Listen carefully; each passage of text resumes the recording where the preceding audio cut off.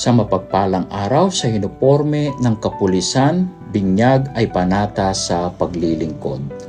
This Sunday, as the Church celebrates the baptism of the Lord in Matthew chapter 3, verse 13 to 17, we see Jesus choosing the path of humility. Pumila siya kasama ng kanyang pinaglilingkuran.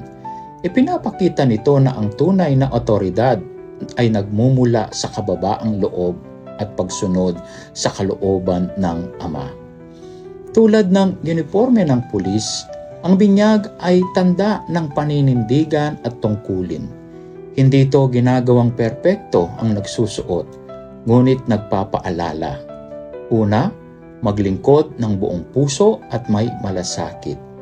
Ikalawa, ipagtanggol ang katotohanan at katarungan. At ang ikatlo, manatiling matatag kahit may hamon. Sa binyag ni Kristo, ang bawat araw na serbisyo ay pagkakataon na isabuhay ang debosyon, pananampalataya at paninindigan at maging inspirasyon sa kapwa.